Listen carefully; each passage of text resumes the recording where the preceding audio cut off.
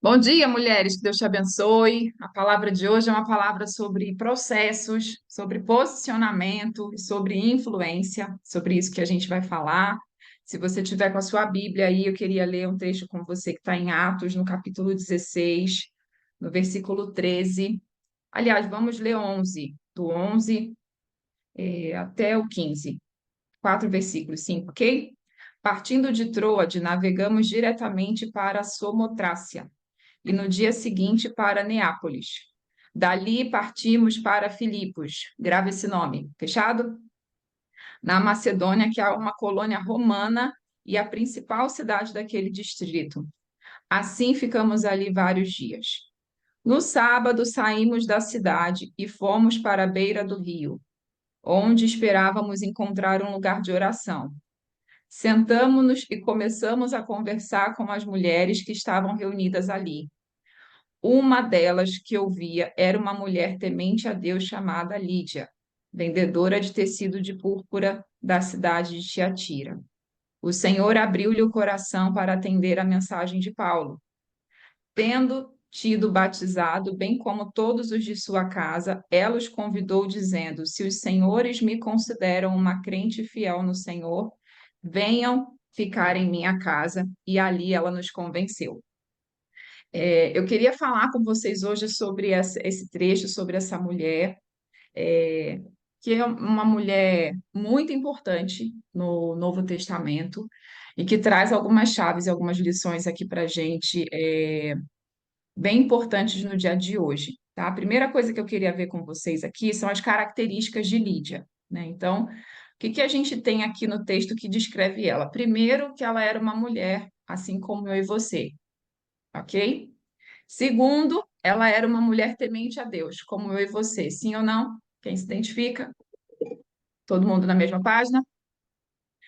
E aí, fala sobre uma característica profissional dela. Ela era uma vendedora de púrpura, ela era uma empreendedora, ela era uma líder, ela era uma mulher que tinha um negócio muito próspero na mão. E ela tinha um dom e um talento de fazer esse negócio acontecer, e eu vou te explicar, porque eu vou pesquisar a fundo o que significa isso, eu vou te explicar o porquê. E a quarta característica dela é a localização geográfica dela. Ela está sentada à beira do rio.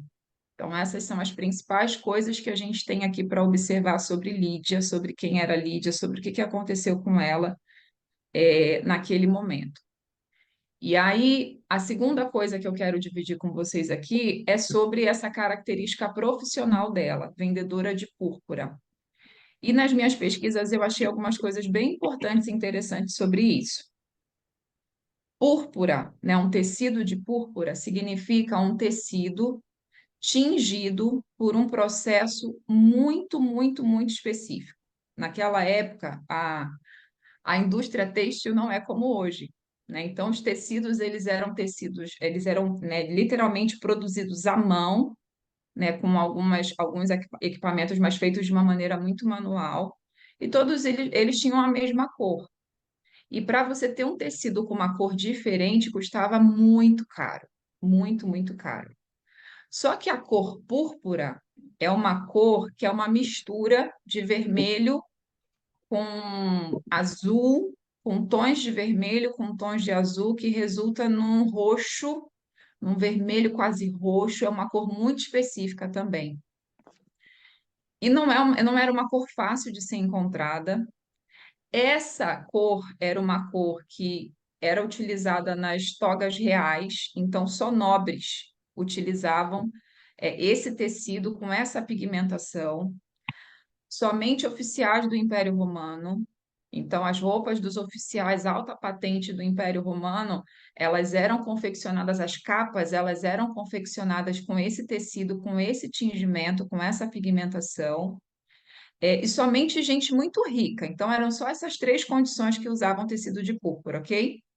Pessoas nobres, então pessoas reais, né? Reis, rainhas, príncipes, oficiais do Império Romano ou pessoas muito, muito ricas, que conseguiam pagar para ter esse tipo de tecido com esse tipo de pigmentação. Então, quando alguém andava na rua com aquela cor e com aquele tecido, todo mundo olhava e sabia que ou era um rei, uma rainha, um príncipe, ou era alguém de uma linhagem romana altíssima patente, ou era de fato alguém muito, muito rico naquela época. E Lídia produzia esse tipo de tecido, que abre parênteses aqui, dentro do processo de produção desse tecido, valia mais do que ouro naquele contexto, naquela época. Então, pensa numa mulher bem posicionada. Pensa numa mulher que fazia algo muito específico e pensa em uma mulher que era muito rica e tinha um nível de influência muito grande, porque ela só. Imagina o seguinte, ó, com aquilo que você trabalha e com aquilo que você faz, você tem a sua rede de relacionamento, sim ou não? Essa mulher só, a rede de relacionamento dela era só os oficiais romanos, quem mandava em tudo na época. Eram só os reis, rainhas, príncipes e princesas, e era só a galera mais rica da região e de todo mundo que ela conhecia. Essa era a rede de relacionamento dela. Então, ela tinha uma rede de relacionamento forte, ela tinha uma empresa muito forte, ela tinha uma influência gigante, todo mundo conhecia ela, porque não é todo mundo que consegue fazer isso. Agora, vamos no processo. Como que a púrpura é produzida? A maioria dos tingimentos da época eram feitas a partir de plantas. Então, pegava a planta, esmagava a planta, tirava ali um corante, pegava aquele corante, deixava secar no sol, virava um pozinho, misturava na água, botava o tecido ali para corar. E o que que acontecia com esse tecido depois que ele era lavado? As donas de casa de plantão aí, o que que acontecia? Desbotava, né? À medida em que ele ia sendo lavado, ele ia desbotando e ia perdendo a sua cor e a sua beleza. A púrpura não. O processo dela é diferente e faz com que o tecido não desbote nunca, e a cor continue viva, a cor continue ali, gritando, real. E como que a púrpura é produzida? Como que esse tecido ele era produzido? A partir de moluscos. Então, esses molúsculos eles eram cultivados, pescados, ok? Ou de fato cultivados ali, manualmente pescados ou caçados. Aí tinha que abrir ele e tirar uma parte dele, que era esse tom de vermelho com azul, que era como se fosse uma gosma dentro desse molusco. Colocava ele para triturar, depois disso colocava para ferver em tonéis e ficava ali durante dias fervendo até soltar toda a cor, todo o pigmento. E depois de dias fervendo, o tecido era mergulhado e ficava ali durante um tempo. E aí era feito um teste para ver se a cor estava de acordo e se o pigmento tinha realmente aderido ao tecido. Depois que esse teste era feito, aí sim os tecidos eles eram mergulhados, eles eram produzidos e aí sim eles passavam pelo processo de secagem e seriam vendidos.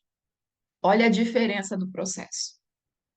E um processo longo, um processo demorado, que exigia muita entrega, um processo completamente diferente para gerar no final um resultado completamente diferente e posicionar a Lídia como ela era posicionada e influente na época.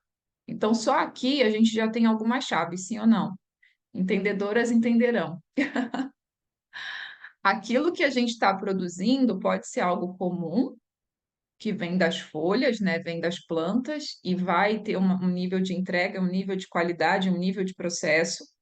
Ou a gente pode encarar um processo que é um processo completamente diferente, completamente árduo, completamente manual, longo, mas que vai me resultar em algo muito valioso, que vai me posicionar completamente diferente. E Lídia era essa mulher. Ela não estava no processo fácil, ela estava no processo difícil. Ela não estava plantando nas folhas, nos vegetais ali, nas plantações, pegando sementes e tingindo tecidos que iam desbotar depois. Ela estava tingindo tecidos que iam para a mão de reis e rainhas e de autoridades. E o processo dela era outro, porque a entrega dela era outra. Então, Lídia não era uma mulher preguiçosa. Lídia era uma mulher que se submetia a processos e processos intensos. Então, a primeira coisa que a gente viu era quem era Lídia e as características dela. A segunda coisa que a gente está vendo aqui é o processo qual essa mulher se submetia diariamente. para ter uma entrega, um posicionamento e uma influência que ninguém tinha, só ela. Mas era um processo que só ela talvez estava disposta a passar também. E aí a minha pergunta para você e para mim é: como que eu me posiciono diante dos processos? Todas nós, né, todos os dias quase somos convidadas a viver processos que são processos intensos e processos difíceis. E às vezes a gente quer antecipar esse processo, ou a gente quer fazer diferente, ou a gente quer fazer do nosso jeito. Deixa eu te falar uma coisa: para a gente produzir algo único, para a gente produzir um resultado único, para a gente produzir um lugar que é um lugar único na nossa vida e na nossa história, a gente vai precisar se submeter ao nosso processo. E na maioria das vezes o seu processo vai ser completamente diferente do processo das pessoas que estão ao teu lado. E quanto maior e mais valioso aquilo que a gente estiver produzindo, mais trabalho vai dar.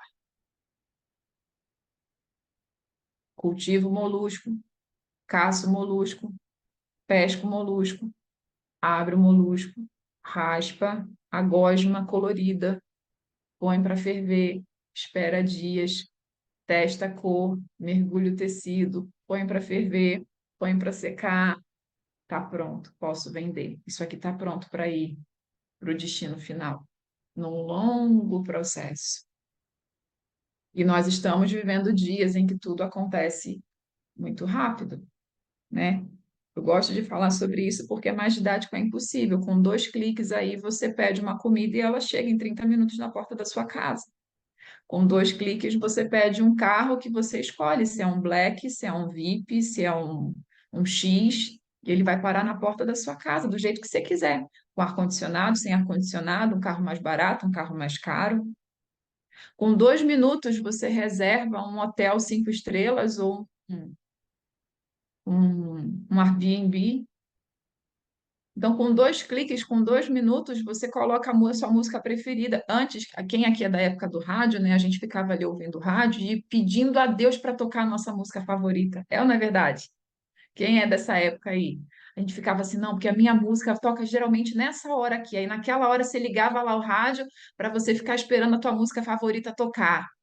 E agora, com 2 cliques, você entra aí no seu streaming e você coloca a sua música. Nós estamos vivendo uma época em que o nosso coração está sendo puxado para o rápido, para o controle de tudo na palma da sua mão. Só que o céu não funciona assim. O plano de Deus na minha vida e na sua não é assim, não funciona assim. O plano de Deus comigo e com você é para produzir algo único em você, uma cor única em você, você vai ter que encarar o processo de produzir púrpura. Ou você quer produzir qualquer cor e qualquer tinta? Uma tinta que desbota, num tecido qualquer. É esse resultado que você quer produzir na sua vida, na sua casa, na sua família, nos seus negócios, nos seus ministérios? Então, continua no que é rápido, continua no que é fácil, continua no seu tempo. Continua querendo fazer Deus e o céu funcionar com 2 cliques, como você faz no seu celular. Agora, se você quer funcionar no ritmo do céu, você vai ter que se submeter aos processos de Deus. E você vai ter que entrar no mar para pegar o seu molusco, e você vai ter que pegar a faquinha para raspar o molusco, e você vai ter que botar a coisa para ferver, e você vai ter que testar, e você vai ter que meter a mão na massa, e você vai ter que fazer até você conseguir produzir o resultado final, e isso parar na mão da realeza. E isso posicionar você no lugar que é o seu lugar de honra, porque Lídia significa isso, uma mulher bela e uma mulher nobre. E eu vim aqui nessa manhã para declarar que sobre as nossas vidas Deus está restaurando nobreza e beleza. Mas não é a nobreza e a beleza com base na régua social, religiosa ou humana ao qual nós temos nos submetido. É a nobreza e a beleza de acordo com a régua do céu. A nobreza e a beleza de uma mulher que se submete aos seus processos e que sabe qual que é o seu lugar. E qual que é o resultado disso? É você estar sentado à beira do rio. Quem que é o rio de águas vivas? É você, talvez você, como Lídia, não tenha o acesso de estar dentro da sinagoga, porque as mulheres não podiam entrar na sinagoga, elas não podiam receber os ensinamentos como os homens recebiam naquela época. Mas isso não impediu Lídia. E aí Paulo foi lá, olha que lindo, gente. Paulo sai da cidade, sai do barulho e vai para um lugar para ele ter um pouquinho de silêncio, para orar. E ele vai para o lado do rio. E chegando lá, ele encontra as mulheres sentadas ali conversando. Lídia, sendo uma mulher como essa, que a gente está vendo aqui, você acha que ela estava sentada do lado do rio fofocando? Você acha que ela estava do lado do rio perdendo tempo, falando mal da vida do outro? Você acha que ela estava jogando conversa fora? Num sábado, as mulheres estavam ali porque os homens estavam nas sinagogas, as mulheres estavam ali reunidas. Se Paulo foi ali para orar, o que que a gente pode alucinar que Lídia e aquelas mulheres estavam fazendo? Elas estavam ali também falando sobre Deus, sobre oração, sobre filhos, sobre assuntos que edificam, né? E Paulo chega ali para orar, mas o plano de Paulo de orar não foi bem sucedido, porque ele começa a conversar com aquelas mulheres. E aí entra no espaço aqui na terceira chave que eu quero dividir com você, é que a Bíblia descreve que ela temia a Deus. Mas tem uma frase linda, gente, linda, linda, linda, que me tocou profundamente nesse texto. Mas o Senhor abriu o seu coração. A minha pergunta para você é: você abre uma coisa que está aberta ou você abre uma coisa que está fechada? Então, Lídia era uma mulher que temia a Deus, mas o seu coração estava o quê? Fechado. Porque nesse momento que ela ouve Paulo, a Bíblia fala que o Senhor abriu o seu coração. Então, é possível nós sermos mulheres que tememos a Deus, mas que temos nosso coração fechado. Olha que loucura. É possível você ser uma mulher que ama a Deus, que teme a Deus, mas o seu coração está fechado para algo que Deus quer fazer na sua vida, na sua história, na sua casa, nos seus filhos, no seu casamento, na sua empresa. Porque Lídia era essa mulher que temia a Deus, mas depois que ela ouve Paulo, o Senhor abre o seu coração e algo maior acontece. Então ela era uma mulher que temia a Deus, mas o seu coração estava fechado. E a minha pergunta para você hoje é: será que o meu coração está fechado? Será que o seu coração está fechado? Em alguma coisa que Deus quer fazer na minha vida e na sua, mesmo eu sendo uma mulher que ama a Deus, mesmo eu submetendo a processos árduos, será que não tem alguma porta, alguma janela do meu coração que precisa ser aberta por Deus, pelo Espírito Santo, para que Ele faça algo ainda maior? Então, você pode ser uma mulher que teme a Deus, assim como eu, mas nós sempre teremos espaço para ter a nossa fé aperfeiçoada. Nós sempre temos que fazer essa reflexão do que tem no meu coração aqui que pode ser aberto para que Deus venha e faça algo maior. Sempre. Lídia me confronta nisso. Lídia me sacode nisso. Que eu amo a história dessa mulher. E quando eu li isso, isso saltou, fez assim, ó, pá, nos meus olhos e no meu coração. E na mesma hora que eu estava lendo isso, eu orei, eu falei assim, Senhor,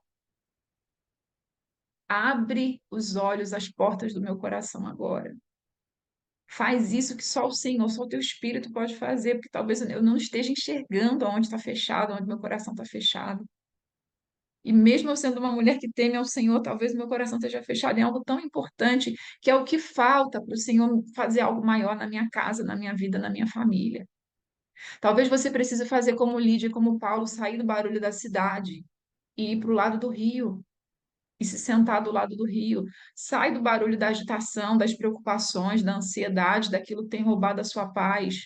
Senta do lado do rio. Porque esse movimento, muitas das vezes, é necessário para você silenciar todo esse barulho e essa confusão, e Deus conseguir ter espaço para falar com você e abrir seu coração em coisas que precisa ser trabalhado, precisa ser aberto. Mas enquanto você estiver no meio da cidade, no barulho da cidade, como Paulo estava, você não vai ter espaço para isso. Lídia vivia no barulho da cidade, ela estava negociando, vendendo no processo, liderando. Você acha que ela fazia tudo isso sozinha? Certeza que ela tinha uma equipe, pessoas trabalhando para ela, porque a Bíblia fala que ela era vendedora, ela estava liderando esse negócio. Então tinha um monte de gente ali fazendo, trabalhando junto com ela. Então ela estava no barulho o tempo inteiro. O que que ela fez sábado? Saiu do barulho e foi para o silêncio. Sentou do lado do rio, com poucas. E ali foi o espaço necessário que o Espírito Santo precisava para lhe abrir o coração. Então, vou repetir: mesmo você sendo uma mulher que teme a Deus, existe espaço para a nossa fé ser aperfeiçoada. Existe espaço, existe espaço na minha vida e na sua, para que o nosso coração seja aberto em momentos, em coisas que sim, o nosso coração está fechado. E muitas das vezes a nossa arrogância, a nossa fé, a nossa percepção de fé, né? A nossa agitação, a nossa proatividade faz a gente se enganar e achar que você levantou a mão, você aceitou Jesus, você está indo à igreja, você está orando, você está no café, você está com o coração aberto. Não necessariamente. Talvez o meu coração ainda tenha faces dele que está fechado e o seu coração ainda tenha faces dele que está fechado.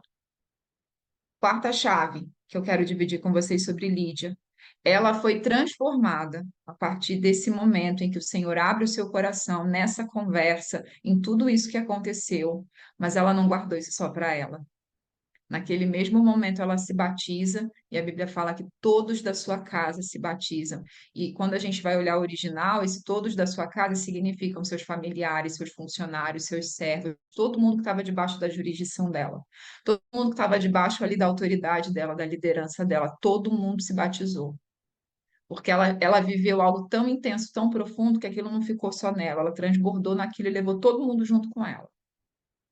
Então, ela usa o poder de influência que ela tem para levar todo mundo para esse rio, para essa fonte de água viva, para essa transformação que ela estava vivendo. E aí a pergunta que eu tenho para mim, para você aqui, como que você tem usado o seu poder de influência? Como que você tem usado aquilo que o Senhor tem te dado? Tem parado em você, ficado em você, ou você tem transbordado isso e compartilhado isso com todo mundo que está debaixo da sua jurisdição e da sua autoridade? Como que você tem compartilhado isso? Como que você tem influenciado pessoas? E eu não estou falando de necessariamente você impor, de você falar, mas às vezes a gente faz isso na nossa conduta, no nosso olhar, no nosso abraço.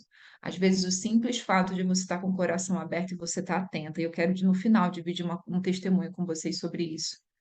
O fato de você estar atenta, de você não estar no barulho da cidade, de você estar ali, ó, conectada com o Espírito, faz com que você use o seu poder de influência para conduzir, direcionar as pessoas que estão ali junto com você para o rio de água viva, para uma nova vida, para uma transformação de dentro para fora.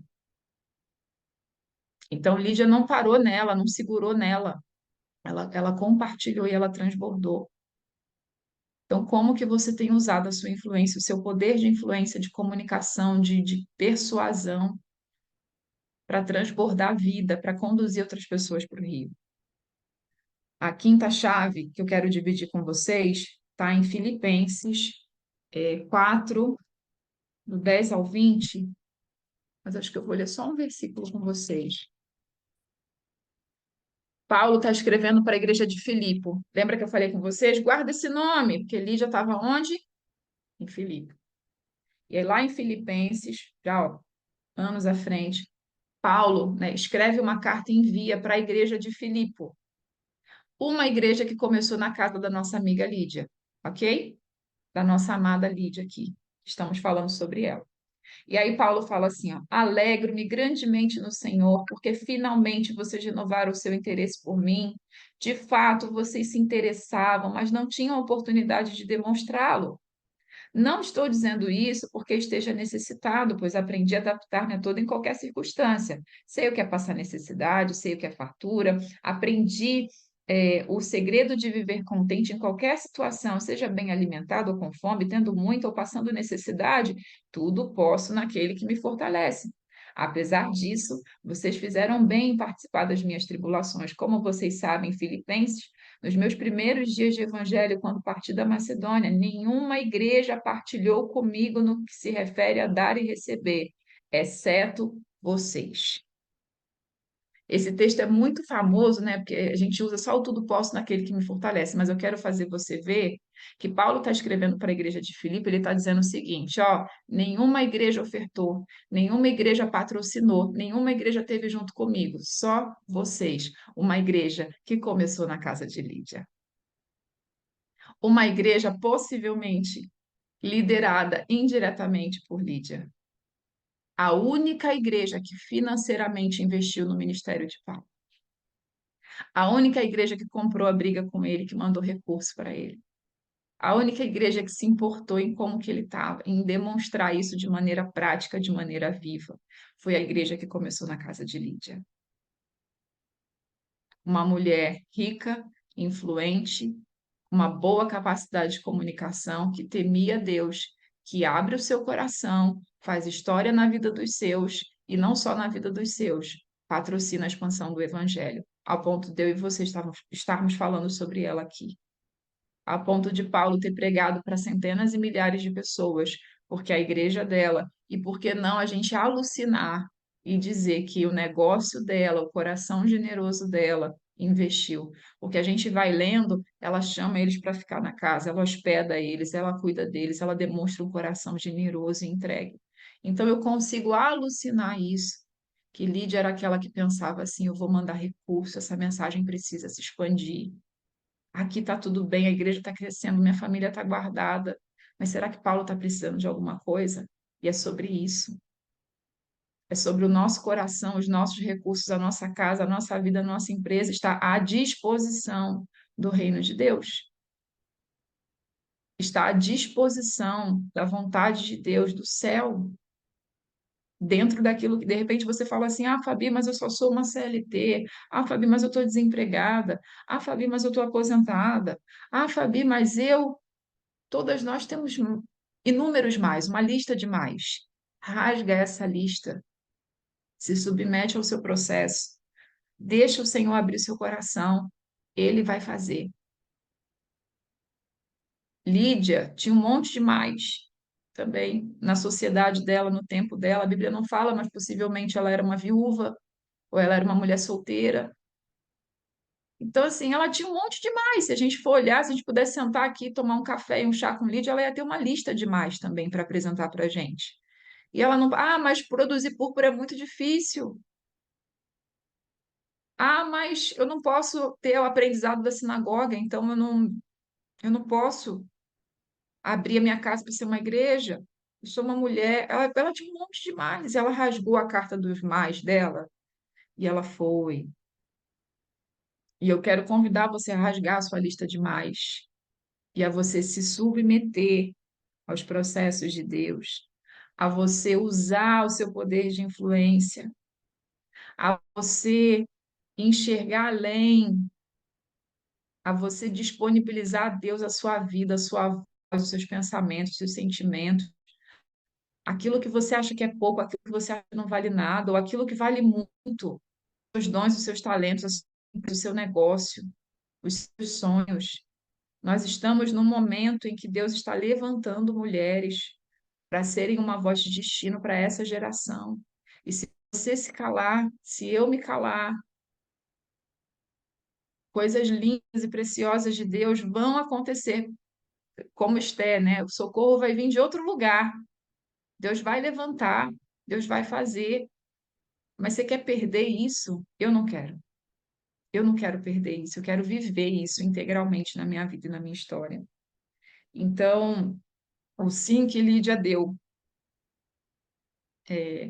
para ela naquele dia do lado do rio ecoou na eternidade, porque passou pela vida dela, pelos familiares, pelos funcionários, passou por Paulo, passou por pessoas que receberam o evangelho que ela nunca conheceu fisicamente, mas que através das ofertas e através do sustento que ela enviou, proporcionou o evangelho a ser expandido. O sim que ela deu ecoa até hoje, até aqui, ó, em mim e em você. Então, um sim que a gente dá hoje vai ecoar na eternidade. Só que a ação precisa acompanhar a intenção. Se nós formos transformadas genuinamente por Jesus, se o nosso coração for aberto pelo Senhor em camadas muito profundas, o nosso temor precisa acompanhar a nossa ação. Foi isso que aconteceu com Lídia. E aí, é aí onde as histórias são divididas, é aí onde Deus faz coisas lindas e especiais acontecerem. Se você está anotando, escreve aí: o meu temor a Deus precisa acompanhar a minha entrega. O meu temor a Deus precisa ser acompanhado de um coração aberto e entregue. O meu temor a Deus precisa ser acompanhado de uma atitude genuína, verdadeira, porque é só assim que a gente vive e traz o reino de Deus aqui para essa terra, assim como Lídia fez. Amém? E aí eu queria fechar, aproveitar o que a Tati compartilhou agora aqui no Quebra-Gelo, e eu queria compartilhar com vocês uma coisa muito pessoal, mas que aconteceu essa semana. Ô, Gabi, dá para você colocar a imagem aí rapidinho, antes de eu compartilhar? Queria que vocês olhassem essa imagem para você não esquecer disso, tá? Essa imagem aqui da esquerda, eu vou contar, porque como vai para o podcast, né, o pessoal não vai ver a imagem, então eu vou contar o que é. Tem uma foto, e é uma foto, né, dos moluscos, que são os caramujos, o qual é produzida é a matéria-prima da púrpura. E do lado direito, tem uma foto do tecido mergulhado, encharcado e sendo retirado do tonel, já com a cor, a famosa cor púrpura, né? E só para vocês terem uma ideia de grandeza, em média, 10.000 molúsculos são utilizados para produzir 1 grama de púrpura, para você ter uma ideia do processo. Então, se você está achando, minha irmã, que o seu processo está difícil, se você está achando, minha irmã, né, coisa está estreita, que você está no deserto, olha para isso aqui, são 10.000 caramujinhos para produzir 1 grama de púrpura. Então, para produzir 100 gramas, para produzir 1 quilo de púrpura, olha o processo intenso que acontece para a gente conseguir chegar nesse resultado belo e real no final das contas, tá? Pode passar, Gabi, por favor? Aí eu deixei uma frase aqui para vocês. Quanto mais difícil o processo, mais valioso, mais nobre e mais durável será o resultado daquilo que está sendo produzido. Então, quanto mais estreito, mais você estiver se sentindo esmagada, quanto mais difícil tiver o processo para você, lembra da púrpura, lembra do tonel, lembra do processo longo e fala isso para você, para o céu, declara isso para a terra. Eu estou produzindo algo valioso, algo nobre e algo que não vai desbotar, algo que vai ser eterno, algo que representa a realeza, a nobreza, a grandeza, é algo do céu na minha vida e na vida dos meus. E aí você lembra disso, e você enche o seu coração de fé, esperança, amor e coragem e continua. Não para, não. Não para no meio do processo, porque se você parar, vai ser só um monte de molusco fervendo. A gente não vai ter o resultado final. Então não desiste no meio do caminho. Amém? E aí eu quero dividir com vocês o que eu vivi aqui, que é algo muito pessoal, mas eu senti de dividir com vocês, porque eu sei que isso vai ser uma palavra de direção para algumas de vocês. Posso ler?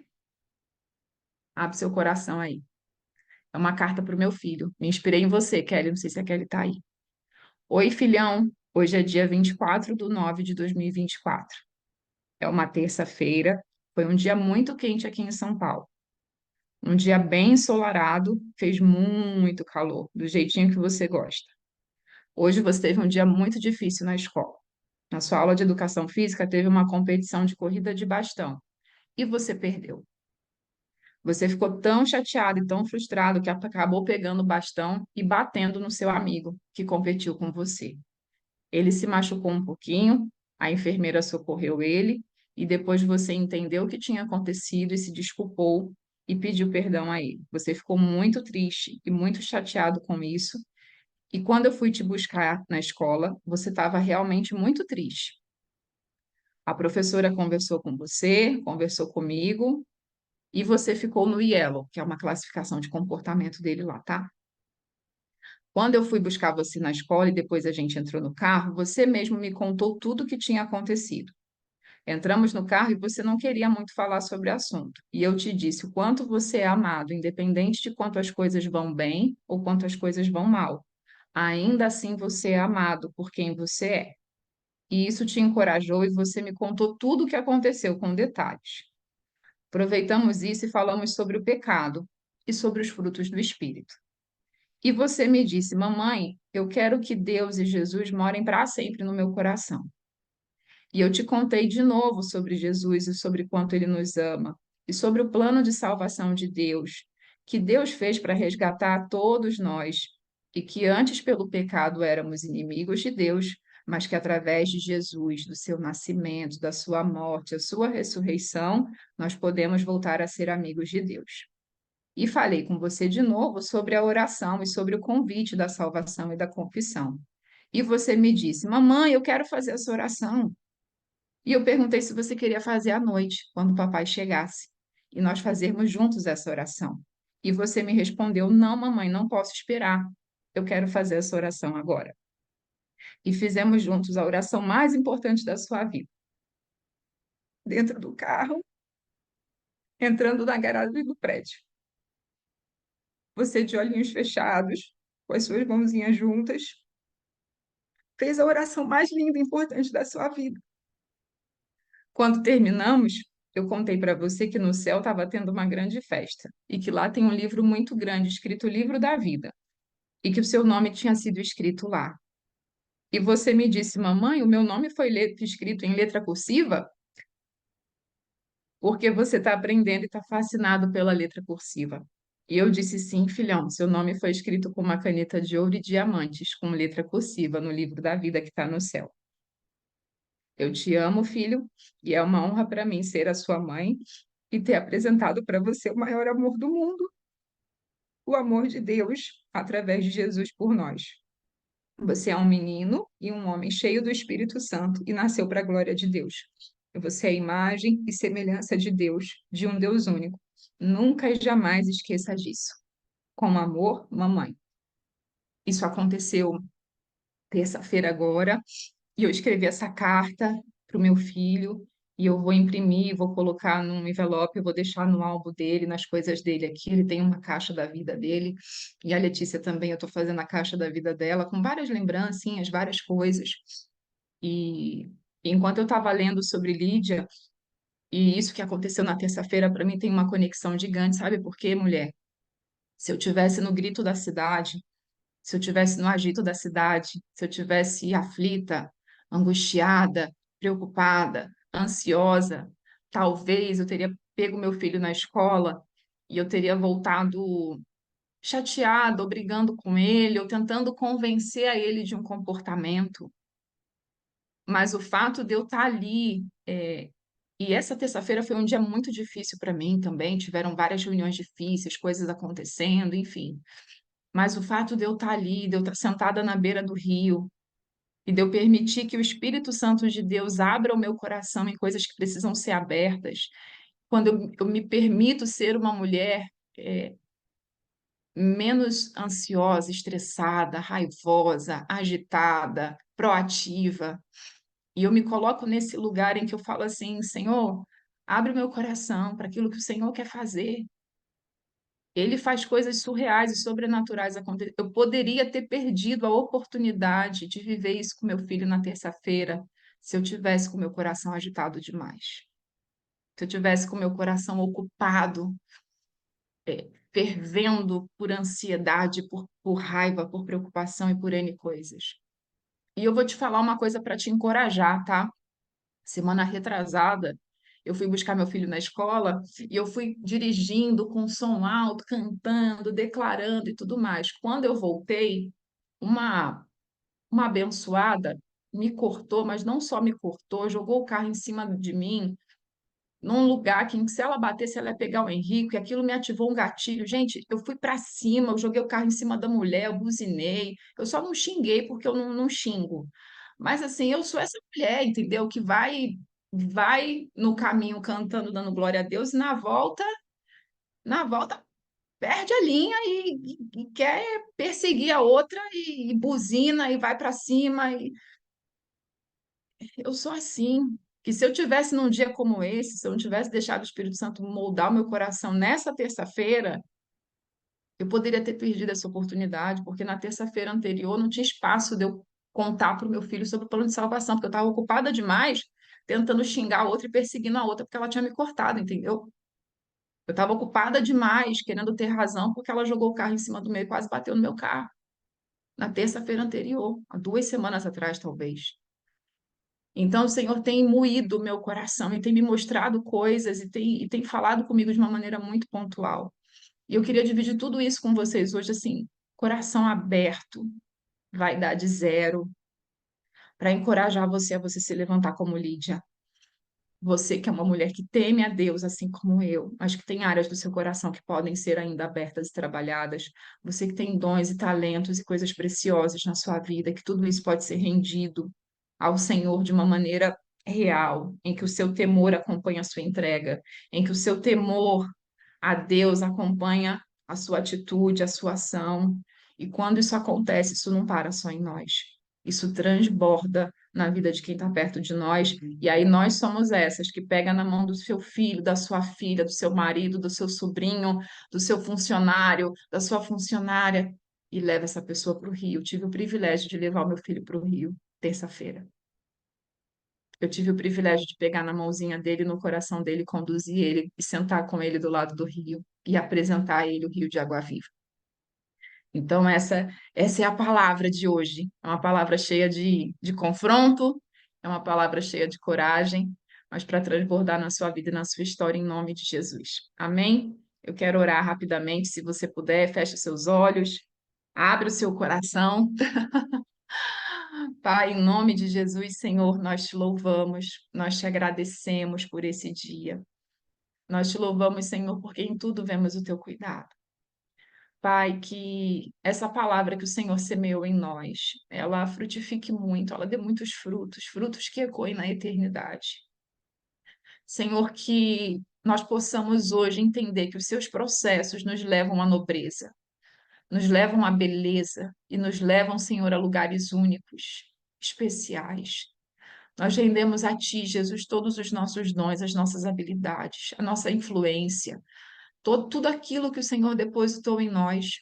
Às vezes, coisas que nós não valorizamos, coisas que nós vimos como algo tão comum ou como algo sem valor, nós rendemos absolutamente tudo a Ti, Jesus, que tudo seja usado para a Tua honra e para a Tua glória.